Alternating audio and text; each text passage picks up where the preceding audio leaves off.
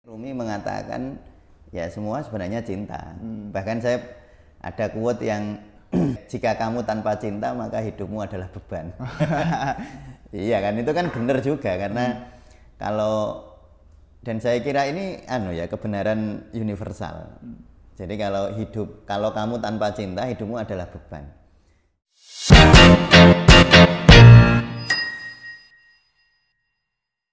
Ya, assalamualaikum warahmatullahi wabarakatuh. Waalaikumsalam warahmatullahi wabarakatuh. Kembali lagi di channel Tasawuf Indonesia.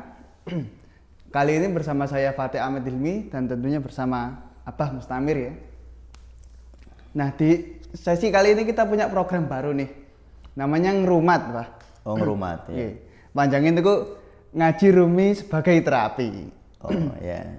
Nah, ngaji Rumi sebagai terapi itu kita akan membahas ya masalah-masalah yang sedang ada pada saat ini atau mungkin nanti ya masalah-masalah kehidupan sehari-hari lah.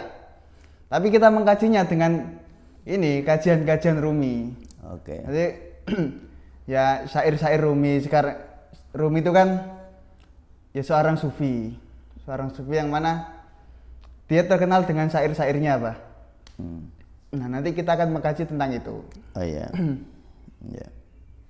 Nah, dalam pandangan apa sendiri Rumi seperti apa sih, Pak? Ya kalau saya memberi satu kata untuk Rumi itu indah itu aja sih. Keindahan dan cara berpikirnya saya kira melalui puisi-puisi atau tulisan-tulisan beliau, cara pikirnya sangat relevan ya untuk kita resapi, apalagi di zaman-zaman serba cepat sekarang ini. Karena Rumi itu seringkali cara berpikirnya tidak kita duga ya. Nah, ya cukup unik lah gitu. Dan cara beliau membeli analogi-analogi di dalam Masnawi misalnya kan, analogi-analogi yang beliau berikan itu sangat sesuai jika kita terapkan dalam kehidupan. Nah, sehingga ini ngerumat ya. Ngerumat ya. Nah, ngerumat ini insya Allah semoga kita harapkan kita bisa menganalisa suatu mungkin masalah di masyarakat atau masalah pada diri kita sendiri dengan cara berpikir Rumi. Ya, cara berpikir Rumi yang barangkali cara berpikirnya out of the box ya. Cara berpikirnya out of the box, dan itu menjadi semacam ini kayak cara Jawa itu membangunkan kita yang sedang tidur di dalam ilusi kehidupan itu. Nah, sehingga dari pengalaman saya membaca Rumi, baik membaca Masnawi maupun Fihi ma Fihi misalnya, itu membuat saya terperangah itu maksudnya gini, ternyata cara mikirin ngono ya. Nah, gitu. Dan semoga ini nanti juga ada manfaatnya juga bagi para pemirsa, bagaimana menggunakan cara berpikir Rumi, yang terutama beliau seorang sufi ya, jelas itu pengakuan beliau seorang darwis ya, seorang sufi yang bisa kita contoh nanti cara berpikirnya, dan kita akan mendapatkan terutama ini Mas Fatih, terutama adalah kan setiap orang punya masalah ya. Bagaimana masalah ini kita pecahkan atau kita selesaikan atau kita urai melalui cara berpikir Rumi. Baik misalnya kalau contoh ya, kalau kita sakit, berpikir bagaimana Rumi memberikan semacam jalan keluar, analisis, sintesis melalui cara berpikir beliau. Kalau kita sedang mengalami masalah-masalah kehidupan ya, bukan hanya sakit, mungkin masalah-masalah yang lain. Nah, itu saya kira Rumi ini sangat layak untuk kita jadikan semacam guru ya, semacam guru kita bagaimana menganalisa, bagaimana kita memecahkan masalah-masalah yang kita hadapi.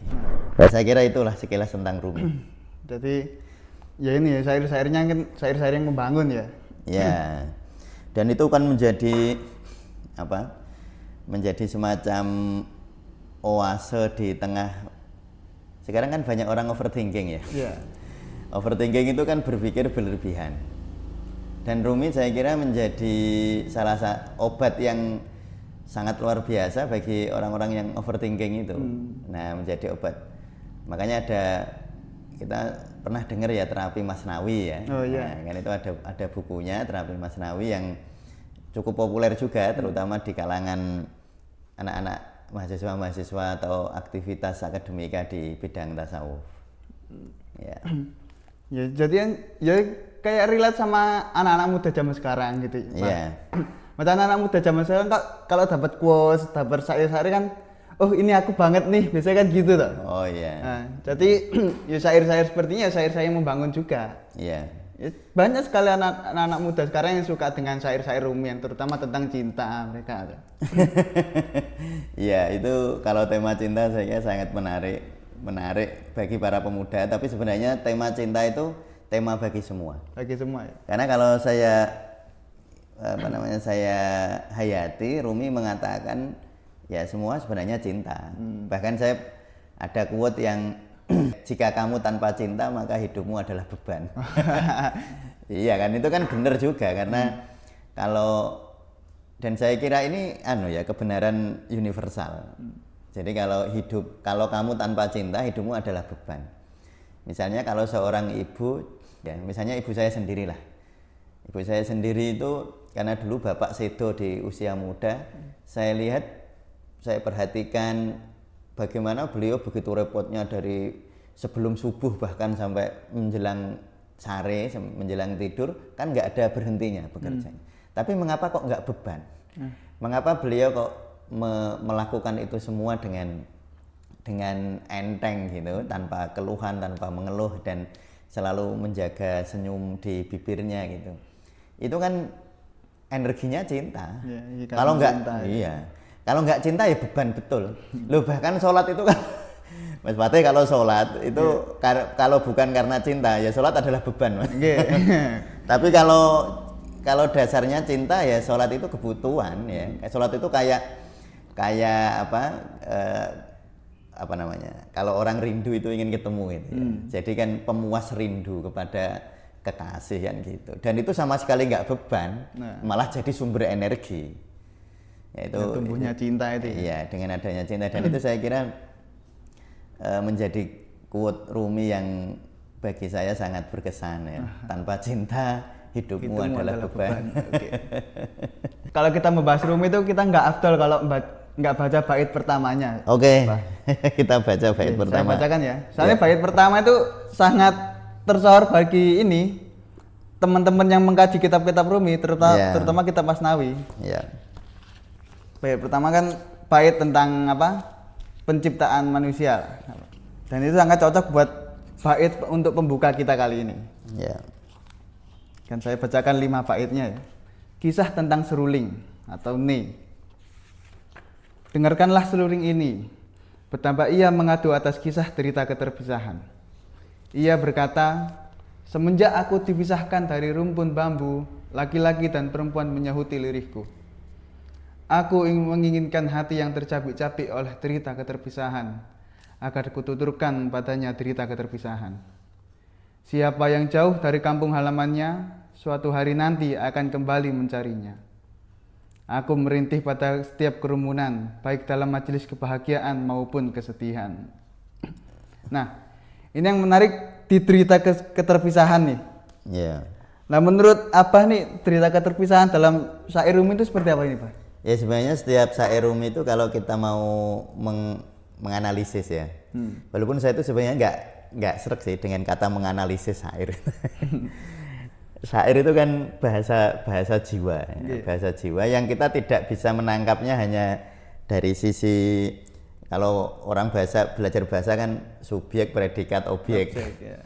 Ya, terus kalau mungkin kalau di dalam ilmu bahasa ada kata kerja, kata sifat, kata macam-macam. Itu namanya menganalisis kata atau menganalisis kalimat. Tapi saya kira bait-bait syair Rumi kalau kita analisis ya itu tidak tepat saya kira. Paling enak ya kita hayati. Bahkan saya salah satu teknik yang bisa kita pakai ya, bagaimana cara mendengarkan Rumi ya cukup didengarkan tanpa dianalisis. Kayak gini Mas Fatih. Mas Fatih pernah nggak mendengarkan musik ya? Kan musik misalnya musik seruling lah misalnya ya. Kan ada seruling lalu dia ditiup oleh seorang ahli ya, seorang seniman seruling. Kan nggak ada artinya seruling itu. Ya cuma menikmati iramanya. Kan nggak ada artinya. Kan itu bahasa yang nggak ada artinya. Bahasa nggak ada artinya apa seruling itu. Tapi kan terasa indahnya, ya kan? Iya. Atau bahkan saya bukankah semua semesta itu sebenarnya bahasa? Suara itu kan semua bahasa. Oh ya. Iya kan, misalnya ada suara burung cucu ya kan, kayak burung di luar ini ya. Cucu. Artinya apa coba? Kalau arti bahasa menurut kita sehari-hari, ya nggak ada. Nggak ada. Tapi kan indah, terasa indahnya. Atau Mas Fatih bahkan misalnya pas musim hujan kayak gini ada petir-petir, duduk, lalu ada apa suara air hujan turun gitu. Nah itu kan kita cukup memejamkan mata lalu menikmati suaranya, nggak perlu kita analisis kan? Nggak perlu analisis artinya apa ya, nggak usah ya, itu keindahan saja gitu. Atau suara ombak di laut, atau suara air terjun, atau bahkan kita bisa juga pakai kayak misalnya saya sendiri sangat seneng jika pas nggak ada kegiatan dimanapun kita mendengarkan suara. Ya misalnya saya merem misalnya di sini nih, ya saya merem. Dengar suara apa? Mungkin ada suara kipas angin, ada suara apa. Dan itu kan nggak ada artinya, arti verbal loh ya. Tapi kan bisa terasa indah gitu.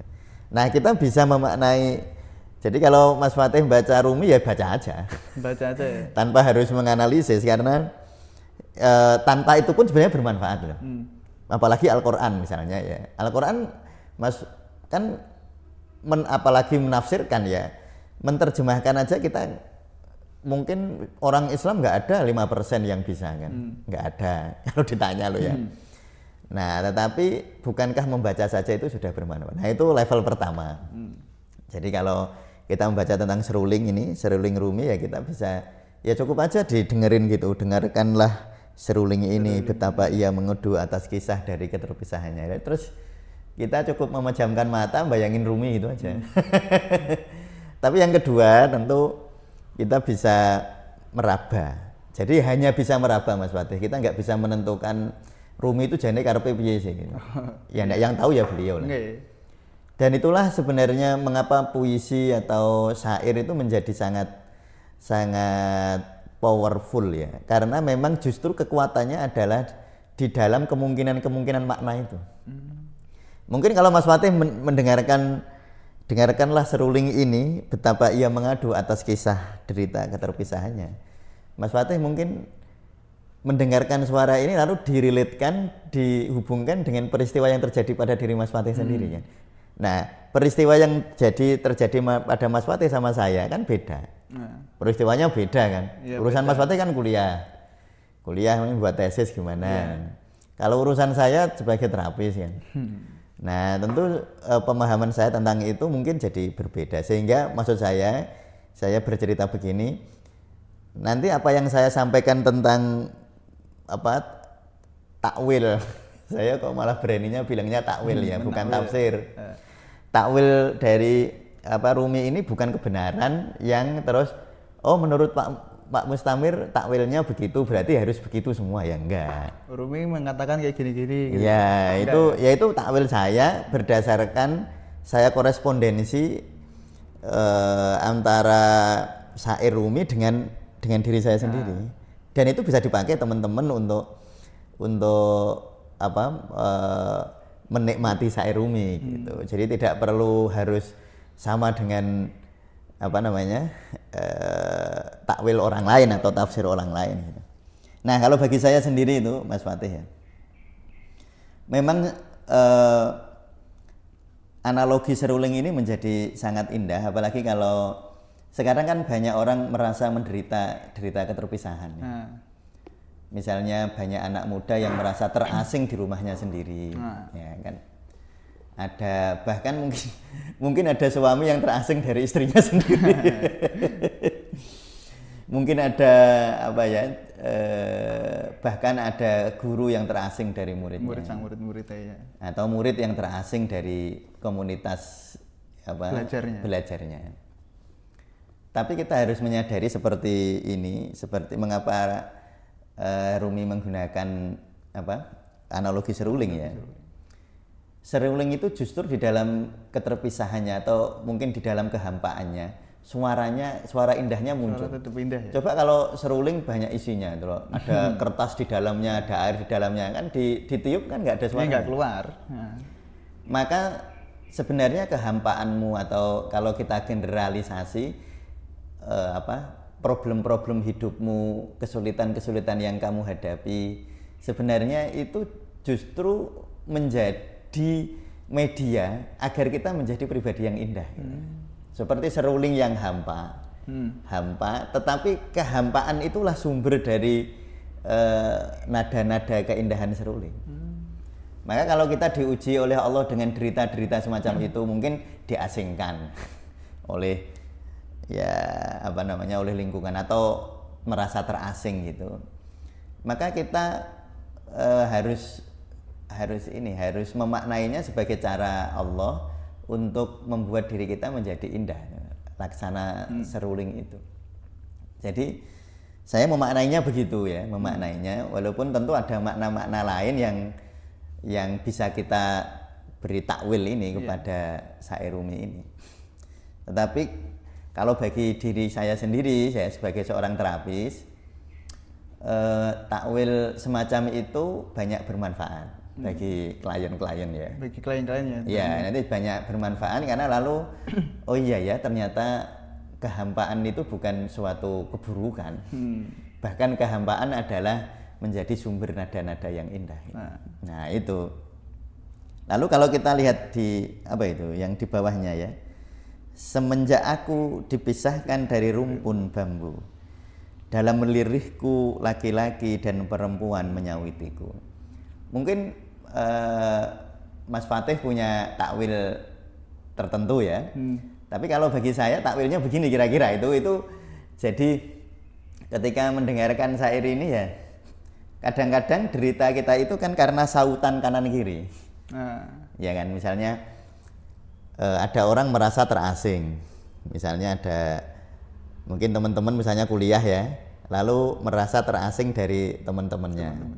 Nah saat seperti itu kan diganggu oleh omongan-omongan orang, ada sautan-sautan dari laki-laki dan perempuan. Mungkin ada yang ngece, bahasa Indonesia ngece itu, mengejek, ya. Ada sautan pujian, ya. Wah. Nah tetapi kita nggak boleh larut di dalam sautan-sautan itu. Jadilah pribadi yang tegak di dalam keindahan ciptaannya sendiri gitu. Jangan jadi pribadi yang gampang diombang-ambingkan oleh dunia eksternal. Dunia eksternal itu menjadi semacam Mas Fatih. Ya kayak informasi yang bisa kita analisis, ditiru atau direspon nggak apa-apa, tetapi respon itu harus berdasarkan pada kematangan jiwa. Tidak boleh direspon berdasarkan ego-ego kita. Nah itu kalau saya maknani itu, atau kita maknani misalnya semenjak aku dipisahkan dari rumpun bambu dalam lirihku laki-laki dan perempuan menyawutiku. Kan laki-laki dan perempuan itu bisa di dalam diri kita sendiri ya. Bukan. Kalau tadi kan kita maknai laki-laki perempuan itu di luar. Di luar ya. Jadi misalnya saya gitu ya. Misalnya Mas Fatih, saya nyaut, oh Mas Fatih kok orangnya kok kayak gini sih. Itu sautan saya yang mungkin membuat derita keterpisahan Mas Fatih semakin menjadi-jadi ya. Lalu nanti ada orang lain menyauti lagi.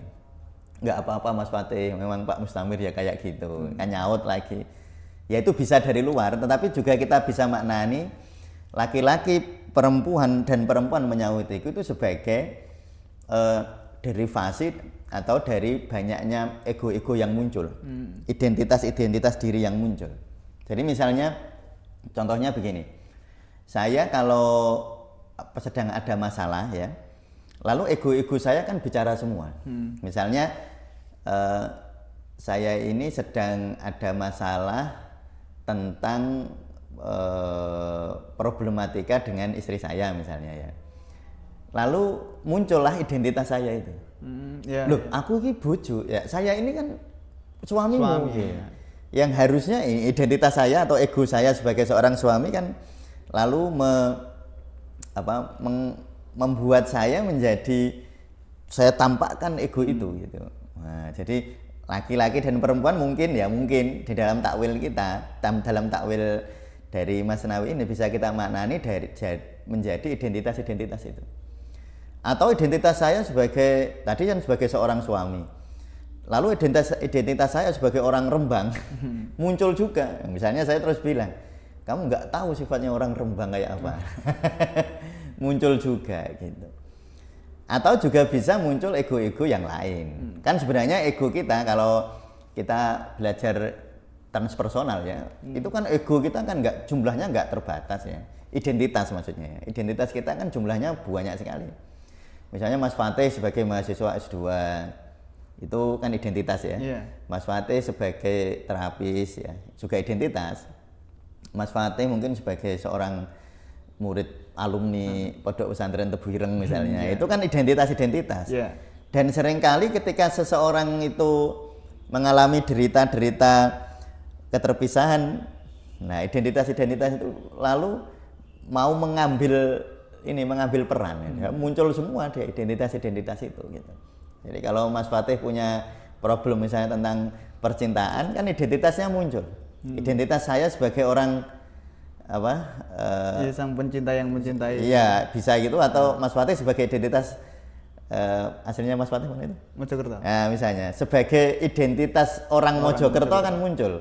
Ketika misalnya gini, Mas Fatih jatuh cinta kepada Mbak Fulana. Mbak Fulana ini misalnya orang Jawa Barat misalnya ya.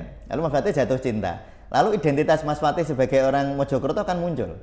Muncul karena gini, wah aku Mojokerto calonku nanti kalau orang Jawa Barat gimana ya? Kan muncul itu identitas itu kan.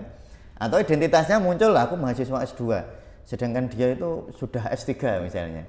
Identitas Mas Fatih sebagai mahasiswa S2 muncul lalu menimbulkan rasa ketidakpercayaan diri kan. Nah itu kan gitu maksudnya. Jadi bisa dimaknani begitu. Maka sebenarnya nanti lalu bagaimana gitu. Nah kita harus melampaui identitas-identitas itu. Nah kalau kita mau bicara sufi lebih dalam, identitas semua sama kita itu. Identitas semua sama? Sama, bahwa kita ini semuanya cucu ruhaninya Rasulullah. Nah Mas Fatih, saya, kekasih Mas Fatih, bapak Mas Fatih, ibu Mas Fatih, atau bahkan musuh-musuh Mas Fatih, semuanya adalah cucu ruhaninya Rasulullah. Yaitu dari Nur Muhammad. Dari Nur Muhammad. Nah itu sebenarnya begitu ya. Nah kalau kita kasih ke contoh kasus nih, jadi kan tadi kayak keterpisahan derita itu timbulnya keakuan baru, kedirian baru. Ya itu betul.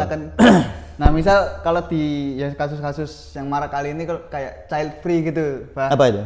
Child free itu ya nggak pengen punya anak. Oh gitu. Gitu loh.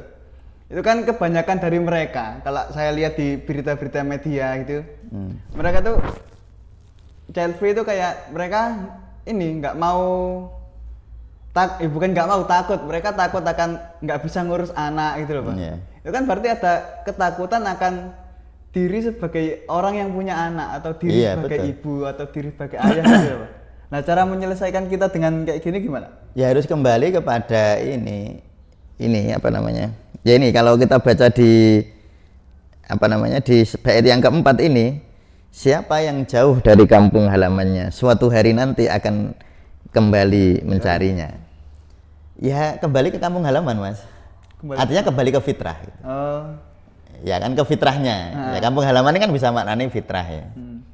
Jadi fitrah kita itu apa ya? Fitrah kita secara kalau kita bicara biopsikologis, fitrah kita kan makhluk biologis. Makhluk biologis itu ada semacam begini sebenarnya, fitrah kita itu ada keinginan untuk berkembang biak. Itu kan ciri khas kehidupan. Ya bahkan maaf ya, virus itu ya pengennya berkembang biak kan. Ya iya kan. Virus juga pengen berkembang biak, makanya dia virus nempel di darah. Karena kalau virus itu nggak nempel di darah kan nggak bisa hidup. Makanya dia nyari darah. lalu dia bisa berkembang di sana. Bakteri juga gitu. Coba nyari makhluk hidup apa yang nggak ingin berkembang biak. Nah, Nggak ada. ya tentu kita nggak bisa, jangan dilawan juga, jangan dilawan. Misalnya kita takut punya anak ya. Nah, terus aku nggak boleh takut ya, nggak perlu juga sih. Karena ketakutan itu kalau emosi itu kalau dilawan dia makin kuat. Ya diakui saja bahwa kita sedang mengalami hal kayak gitu. Nah, ketika kita bisa menerima nuansa-nuansa ketidaknyamanan, misalnya ketakutan itu, nanti itu malah justru kita akan terreset Mas, terrestart gitu, kembali ke fitrah. Nanti ujug-ujug kan pengen punya anak. Jadi nggak perlu dilawan, cuma kita perlunya suatu hari nanti akan kembali mencarinya. Ya, jadi kembalilah kepada fitrah kita, setelan awal gitu. Setelan awal itu fitrah ya. Setelan awal, kalau HP itu apa? Kembali ke default. Setelan pabrik. Ya, setelan pabrik. Default ya, bukan? Default. Ya sudah, kembali ke situ, ada setelan pabriknya kita. Karena kan munculnya rasa itu kan juga karena laki-laki dan perempuan menyahutiku, ya, karena banyak pengalaman-pengalaman. Jadi identitas itu kan muncul berdasarkan pengalaman. Jadi mungkin mereka yang child free ya, bebas dari anak maksudnya ya. Bebas dari anak. Itu mungkin mereka pernah mengalami semacam kejadian yang membuat mereka trauma. Trauma ya. Mungkin juga. Jadi orang-orang yang seperti itu tuh saking cintanya sama anak. Sehingga dia takut kalau saya memiliki anak lalu nanti saya bagaimana? Nggak bisa menyalurkan kasih sayangnya. Iya, jangan-jangan saya nggak bisa mencintainya. Kan sebenarnya kalau dasarnya kayak gitu kan, kalau mau diperdalam ininya, berarti kan karena cinta justru. Jadi tadi kan child free itu kan ya, orang takut punya anak itu sebenarnya bisa jadi ya sumbernya cinta. Orang yang pengen punya anak sebenarnya juga cinta juga. Makanya kembalikan saja semuanya kepada cinta. Artinya cinta itu kan Allah.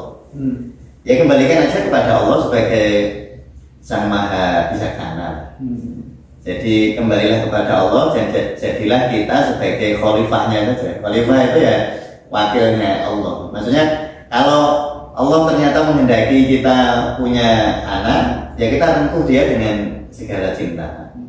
Kalau ternyata Allah belum menghendaki kita misalnya dianugerahi anak, ya kita merengkuh juga dengan situasi itu, kita rengkuh juga dengan cinta. Jadi saya kira tidak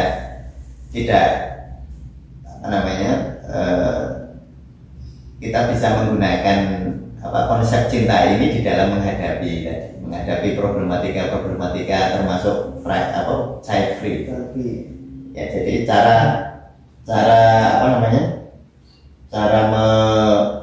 menyelesaikannya atau memecahkan masalah adalah dengan cinta. Dengan cinta kembalikan kepada Sang Maha Cinta, yaitu Allah Subhanahu wa Ta'ala. Ya, saya kira gitu. Ya, jadi kalau yang misal ya emang sejatinya emang dikasih keturunan atau ya dikasih anak, ya kita terima dengan penuh cinta. Kalau enggak ya nggak usah. Nggak usah ya, kita terima juga dengan penuh cinta. Situasinya kita peluk dengan penuh cinta. Oke, baik teman-teman. Kalau misalnya kalian punya pengalaman atau sedang ada masalah sedang ada masalah, mungkin pengen di-sharing atau kita bahas di pertemuan-pertemuan selanjutnya, boleh banget chat di kolom komentar atau tulis di kolom komentar, atau juga bisa DM di Instagram kami, Pak. Oh gitu ya. Nah, @tasawufindo. Nanti kita baca di DM dan kita akan sharing di pertemuan-pertemuan selanjutnya. Tentu kalau misal di DM ya kita samarkan nama orangnya. Ya, kita sebutkan. Misal orangnya ini ngechat masalah tentang dirinya gitu, Pak. Ya. Aku sedang diselingkuhin misalnya. Boleh ya, Pak. Bisa diselingkuhin. Jangan nafsu makan menurun. Bisa. Banyak kali mengkaji aku ya gitu. Ya silakan, nanti kita bisa. Nah, bisa nanti kita bahas di sini. Kita bahas di sesi ngerumat selanjutnya. Ya. Kan ngerumat berarti kan kita ngerumat diri, Pak. Ya, ngerumat diri kita sendiri. Ngerumat diri kita sendiri. Nah, cara kita ngerumatnya gimana ya kita bahas di sini. Ya. Ya. Sekian dari kami. Assalamualaikum warahmatullahi wabarakatuh.